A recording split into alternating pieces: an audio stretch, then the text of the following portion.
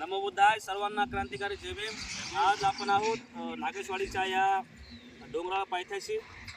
आपल्या सर्वांना या ठिकाणी सांगू इच्छितो की नागेशवाडी या गावातील धम्मोपासिका भारतीबाई खंदारे आणि उपासक जळबाजी खंदारे यांच्या स्वतःच्या मालकीची जमीन असलेली एक एकरभर जमीन मागच्याच वर्षी त्यांनी ह्या जेतवन बुद्धविहारासाठी पूज्य भंते धम्मवीरू यांच्याकडे ही धम्मदान दिलेली आहे, दान स्वरूपात दिलेली आहे.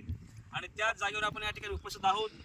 या जागेचा निश्चितपणे फायदा आपल्या धम्म कार्यासाठी व्हावा, सामाजिक कार्यासाठी व्हावा, धम्म चळवळीसाठी व्हावा व धम्माचं व्याप्तीकरण या देशामध्ये वाढावं यासाठी या ठिकाणाहून एक मोठी ऐतिहासिक धम्म परिषद या ठिकाणी होणार आहे. खरं तर हे आपण जर पाहिलं तर हा हिंगोली आणि परभणी रोड आहे. अतिशय डोंगराळ भाग आहे, बाजूला एक छोटंसं तलाव आहे, अतिशय निसर्गमय वातावरण आहे.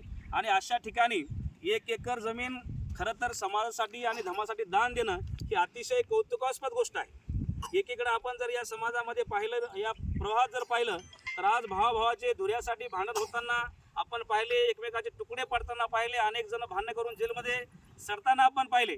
परंतु एवढी रोड टच हवे जमीन असलेली, निसर्गमय वातावरण असलेली 1 एकर जमीन समाजासाठी देणं, खऱ्या अर्थानं धम्मासाठी देणं ही अतिशय आनंदाची बाब आहे.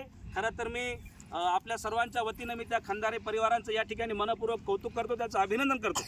आणि मित्र हो, आज या नागेशवाडीच्या जेतवन बुद्ध विहाराच्या या प्रांगणामध्ये 1 एकर जागेमध्ये येणाऱ्या 9 एप्रिल 2024 रोजी दिवसभर या ठिकाणी या औंढा तालुक्यामध्ये कधी न घडलेली ऐतिहासिक स्वाभिमानी धम्म परिषद आयोजन करण्याचं या ठिकाणी पूज्य भंते धम्मवीर यांनी ठरवलेलं आहे. आणि त्यांच्या एक मार्गदर्शनाखाली या औंढा शहरामध्ये ऐतिहासिक स्वाभिमानी धम्म परिषद येणाऱ्या 9 एप्रिल रोजी 2024 रोजी याच नागेशवाडीच्या ह्या शेत शिवारामध्ये हिंगोली आणि परभणी रोडवरती या जेतवन बुद्ध विहारामध्ये या ठिकाणी होणार आहे. तेव्हा मी औंढा तालुक्यातील, हिंगोली जिल्ह्यातील, या महाराष्ट्रातील तमाम बौद्ध बांधवांना या ठिकाणी आवाहन करतो की अशा चांगल्या कामासाठी, चांगल्या कार्यासाठी या ठिकाणी एक मोठं पर्यटन उभं राहणार आहे. या ठिकाणी जागतिक लेवलचं एक विपश्यना केंद्र उभं राहणार आहे. अशा या ठिकाणी ज्यांची धडपड या ठिकाणी होत आहे, अशा आपल्या सर्वांचे लाडके मार्गदर्शक पूज्य भदंत धम्मवीर यांच्या देखरेखीखाली हा या ठिकाणी कार्यक्रम होणार आहे.